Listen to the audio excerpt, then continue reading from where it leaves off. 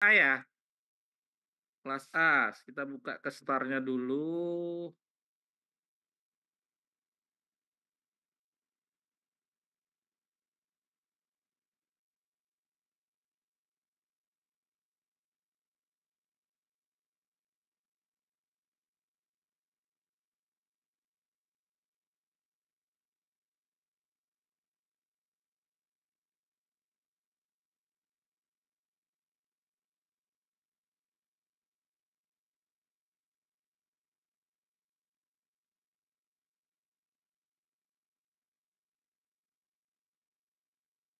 Kelas A ya, untuk kelas A.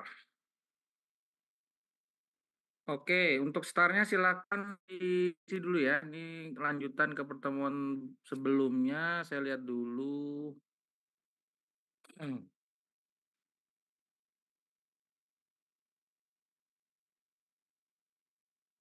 Yang sama saya berarti pertemuan kedua ya yang sama saya ya.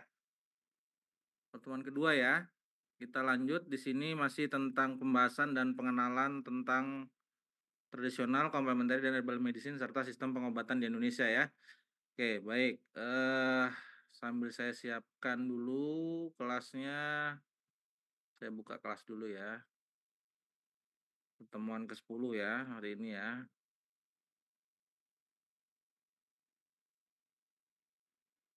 Oke, silakan untuk absen untuk melakukan absen di start. Saya persilakan untuk pertemuan ke-10 ya sekarang ya. Pertemuan ke berapa kita nih? 9 ya baru ya? Pertemuan ke-11 Bapak. 11 ya, sudah 11 ya. Oke. Masih ingat nggak kemarin Dea sampai di mana kita ya? Apa yang saya bahas kemarin terakhir ya? Sampai di mana kemarin? Sampai di complementary medicine Bapak. Sampai sini ya. Iya betul. Oke, baik kita lanjutkan. Jadi masih terkait dengan perkuliahan kita tentang jamu. Jadi kalau kemarin di pertemuan terakhir kita membahas tentang eh, complementary medicine. Jadi orang sering menyebut dengan pengobatan alternatif ya. Jadi bahasanya ini kadang di mindset kita itu pengobatan alternatif lebih ke arah dukun gitu ya, yang mystical dan seterusnya. Sebetulnya semua tuh bisa dijelaskan secara pengetahuan, semua bisa dijelaskan secara saintifik. Apa saja? Jadi kalau kita lihat di situ di pengobatan alternatif medicine, ternyata dia merujuk kepada suatu pengertian, suatu pengobatan secara umum yang terdiri dari satu set pengobatan. Jadi ada pengobatnya di situ yang di situ dia tidak hanya menjadi suatu bagian dari suatu negara tertentu yang memiliki tradisi gitu ya. Jadi mereka memiliki contoh misalnya di Chinese ya, di Chinese mereka punya traditional Chinese medicine. Tradisional Chinese medicine ada herbalisnya yang kita kenal dengan istilah tabib ya. Mereka belajar, terus mereka menggunakan juga mereka terkadang belajar tentang kombinasi bagaimana memanfaatkan nutrisi ya dalam hal ini bagaimana mengolah herbal, bagaimana mengolah makanan, bagaimana mereka melakukan therapeutic diets dan seterusnya ya itu merupakan bagian dari nutrisional. Nah, tidak hanya itu, ternyata juga psikologikal. Mereka melakukan proses meditasi ya. Kemudian ada relaksasi terapi, bagaimana memanfaatkan proses bernafas. Kemudian juga ada fisikalnya ya. Kalau di Indonesia itu kan yang benar itu ya herbalis itu biasanya mereka melakukan terapi secara akupuntur, misalnya pijat dan seterusnya, kemudian memberikan obat-obatan atau kombinasi dari secara keseluruhan ya. Nah, ini dimanfaatkan. Jadi makanya disebut dengan complementary medicine. Jadi dia tidak hanya satu bagian saja memberikan obat saja, tetapi juga ada beberapa pengobatan ya. Bahkan sangat kompleks ya. Nah, tetapi pengobatan complementary medicine ini ya, di sini kita sebut dia bukan merupakan pengobatan konvensional ya, atau bisa kita bilang dia tidak terintegrasi secara langsung atau dominan terhadap suatu sistem jaminan kesehatan. Contoh di Indonesia, sistem jaminan kesehatan kita itu masih berdasarkan pada pengobatan konvensional. Makanya muncul pengobatan komplementer, ya istilah-istilah itu. Apakah hanya di negara itu kita? Tidak, di Australia, negara-negara lain itu juga ada. Nah, inilah yang menjadi suatu bagian dalam complementary medicine. Nah, kalau kita lihat di sini, ini kan satu satu set ya, satu set sistem pengobatan ya. Nah, contohnya salah satunya adalah herbal medicine atau suplemen yang kita gunakan. Nah, istilah herbal medicine sendiri di sini merujuk kepada pengertian tentang herbal ya, kemudian herb sendiri. Herb itu kan kalau kita definisikan herba itu ya seluruh bagian tanaman, baik itu dari bagian tanaman, kemudian bagian tengah tanaman sampai ke bagian akar. Bentar ya.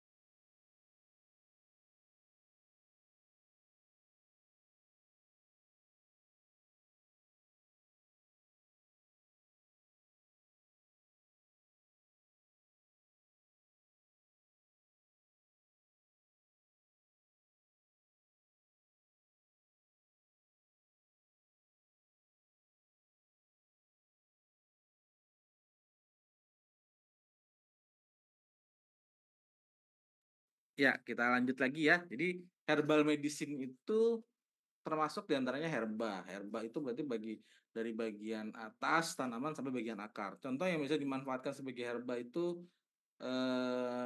ada beberapa tanaman ya, misalnya sambiloto, itu bisa dimanfaatkan seluruh bagian tanamannya atau bagian daunnya saja. Makanya muncul istilah herbal material. Material herbalnya sendiri bisa berupa daun, bisa berupa akar, biji ya, bunga dan seterusnya. Ini disebut dengan herbal materials. Atau yang sudah diolah ya, diolah ini dalam artian bisa berubah simplicia, sudah diserbuk lagi ya, atau juga berupa finish herbal product. Nah, ini kalau kita olah misalnya kita ekstraksi, dapat ekstraknya, kemudian kita manfaatkan dengan teknologi farmasi, jadi bentuk tablet, suspensi dan seterusnya ya. Dan atau yang mengandung bagian bahan aktifnya, misalnya bagian dari tanaman atau kombinasi dan seterusnya. Nah, ini yang kita kenal dengan istilah herbal medicine. Nah, perkembangan herbal medicine sendiri di seluruh dunia saat ini sedang memang sangat berkembang sekali ya. Kemarin kalau kita jalan ke Thailand, herbal medicine ini sangat maju ya. Mereka mengolahnya dalam berbagai bentuk olahan ya, dalam bentuk berbagai dosage form bidang farmasi ya. Itu semua bentuk sediaan farmasi mereka punya ya. Jadi tugas kita sebagai seorang farmasi itu nanti di sini ya. Bagaimana kita menjamin mutu, bagaimana kita menjamin efikasi atau kemanfaatannya dan bagaimana kita juga menjamin keamanannya. Nah, ini yang dilakukan dalam herbal medicine dan oleh orang farmasi ini yang biasa kita lakukan ya. Untuk menjamin membuat berbagai teknologi ya yang tadinya misalnya kalau misalnya selama ini konsumsinya pahit bagaimana caranya dikombin jadikan permen kah atau seperti apa sehingga mudah dikonsumsi. Berbagai jenis bentuk dosage form yang bisa dilakukan ya. Itu untuk herbal medicine-nya sendiri.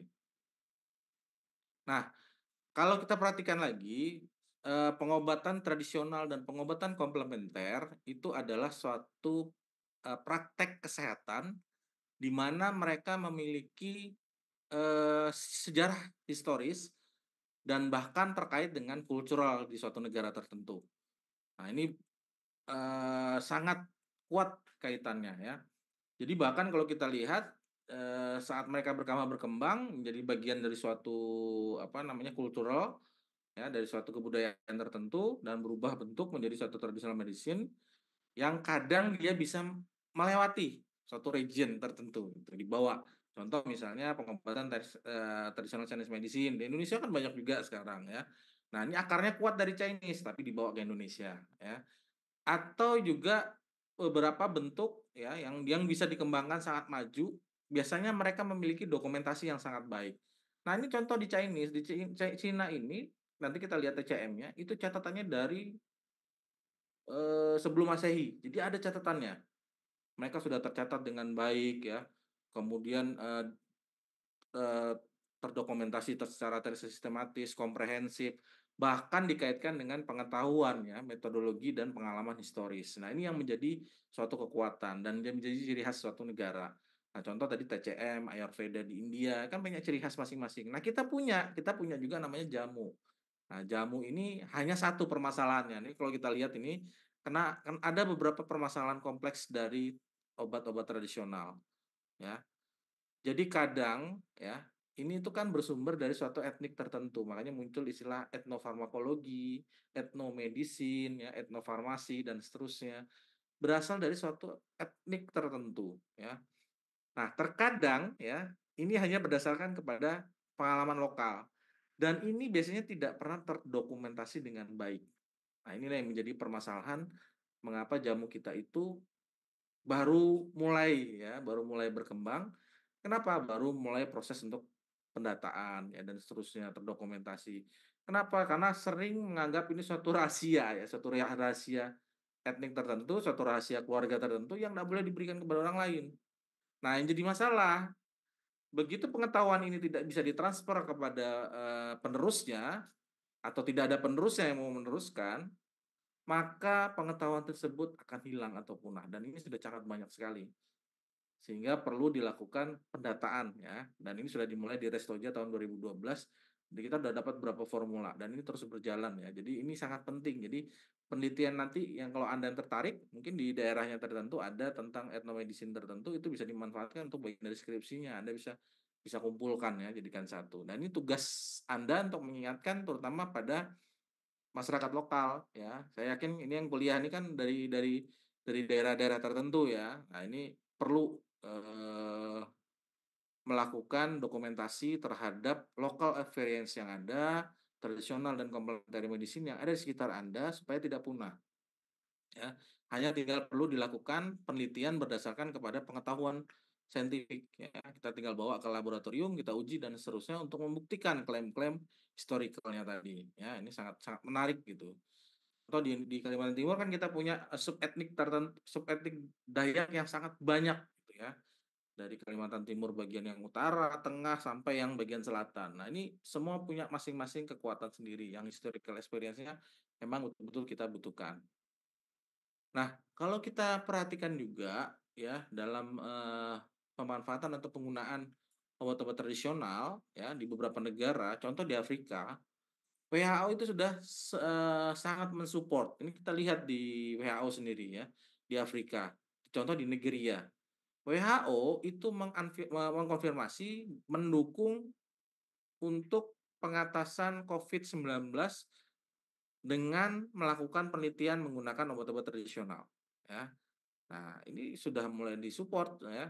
Ya, kesempatan kemarin pada waktu COVID-19 itu kan sebetulnya, uji klinik ya kita lakukan. Kita lakukan dengan jumlah kasus yang besar, kita ujikan untuk melihat efektivitas dari pengobatan, melihat, mutu dari obat yang digunakan dan juga keamanan dari obat yang dipergunakan. Nah, kita lihat di sini bahwa WHO mensupport ya, terutama untuk pengobatan tradisional yang memang bisa dibuktikan secara saintifik, ya. Tetapi sebetulnya semua bisa dijelaskan secara saintifik, tinggal pendekatannya seperti apa, metodologinya juga harus tepat.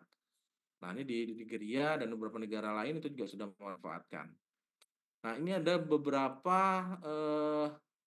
metode dan produk-produk yang dihasilkan dari, traditional medicine yang sudah dicoba dan diujikan. Nah, jadi sudah melalui fase uji klinik ya, fase uji klinik. Contoh itu pengobatan akupuntur. Nah, pengobatan akupuntur ini kan pengobatan yang dilakukan dengan menekan pada titik-titik tertentu pada bagian tubuh, di mana di situ bertujuan untuk menyeimbangkan aliran energi antara yin dan yang dan seterusnya, sehingga dia bisa, mengatasi permasalahan penyakit ya. Karena prinsip pengobatan sekali lagi, prinsip pengobatan tradisional itu adalah holistik.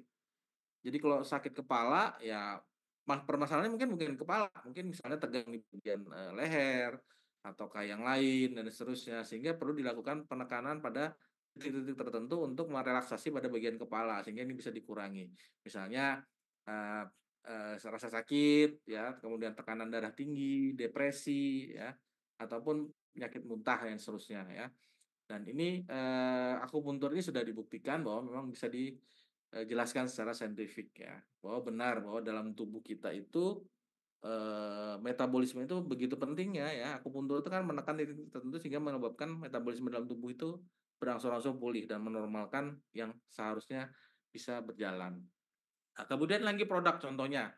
Contoh pada tanaman Artemisia annua yang digunakan untuk mengatasi permasalahan pada penyakit malaria yang, mengalami resisten. Nah, ini malaria ini adalah salah satu penyakit yang disebabkan oleh protozoa ya, Plasmodium, yang memiliki dan mengembangkan mekanisme diri untuk resisten terhadap pengobatan malaria tertentu.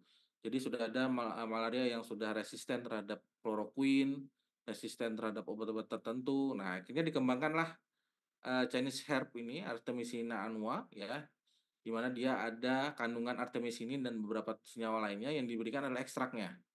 Dan terbukti untuk mengatasi permasalahan malaria yang resisten, ya. Dan ini dapat, menyelamatkan hampir 1 juta kematian orang di seluruh dunia dalam hitungan tahun, ya. Nah, contoh lagi di Afrika, ada tanaman namanya Sutherlandia microphylla.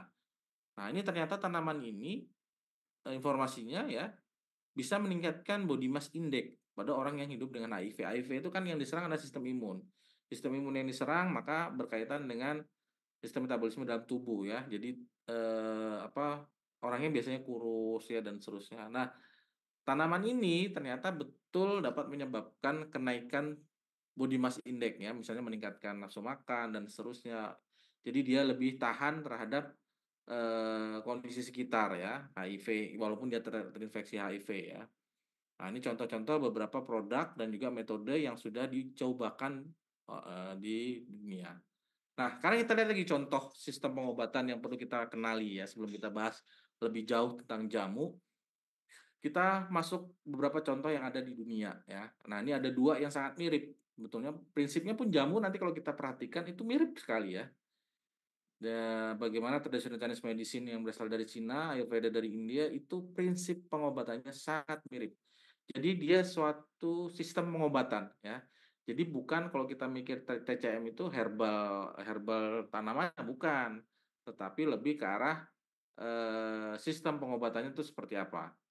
Nah, contoh di TCM Cina itu sempat dimanfaatkan untuk mengatasi permasalahan, COVID-19, di mana pemerintah melalui Kementerian Kesehatan itu memberikan kesempatan ya melakukan pengujian secara klinik untuk, beberapa jenis tradisional herbal medicine Chinese yang bisa digunakan untuk membantu melawan penyakit-penyakit, eee, COVID-19 ya. Jadi di sini kita lihat misalnya, eee, beberapa tanaman yang digunakan ya, dan sudah diizinkan, ternyata betul bisa mengatasi permasalahan di penyakit COVID-19. Dan mereka betul-betul mendapatkan scientific proven ya, dan udah diuji secara klinikal dan bisa diklaim. Nah, ini makanya jangan heran akhirnya ya, sekarang, banyak sekali data tanaman yang bisa dimanfaatkan, ya mumpung mereka jalan sekaligus, kasusnya banyak, mereka lakukan. Akhirnya apa? Didapatkanlah informasi beberapa obat-obat yang mampu mengatasi permasalahan seperti demam, kemudian batuk, misalnya, kemudian, radang tenggorokan, mialgia, fatigue, ya, yang bisa digunakan untuk beberapa pengobatan-pengobatan untuk mengatasi permasalahan tadi. Nah, ini dapat informasi yang sangat baik, dilakukan meta analisis ya. Nah, ini sangat baik sekali. Nah, di India bagaimana? Di India ternyata Ayurveda itu juga berkembang sangat maju. Ada kementerian khusus yang menangani pengobatan ini, ya. Jadi semua herbalis Ayurveda itu bekerja dengan protokol yang rasional dan konsis, ya. Nah, ini contoh beberapa tanaman. Kalau kita perhatikan sebetulnya tanamannya mirip ya dengan yang ada di Indonesia. Contoh misalnya Tinospora cordifolia atau yang kita kenal di sini dengan nama tanaman brotowali.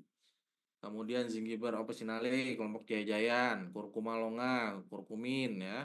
Kemudian ada Glycyrrhiza glabra, ada Andrographis paniculata atau yang kita kenal dengan Sambiloto, Moringa atau yang kita kenal dengan nama kelor dan seterusnya. Nah, ini contoh-contoh tanaman yang sebetulnya mirip digunakan.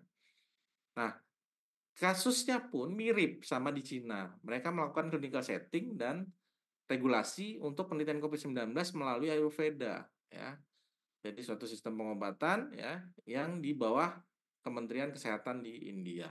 Nah, prinsipnya sebetulnya kalau kita perhatikan sama ya, keseimbangan antara energi dalam tubuh kita ya, karena kan kita ini sebetulnya manusia ini ya, kalau kita bongkar ke tingkat terkecil, kita itu terdiri dari energi yang paling kecil ya, molekul dan seterusnya, sehingga, apa namanya, energi tadi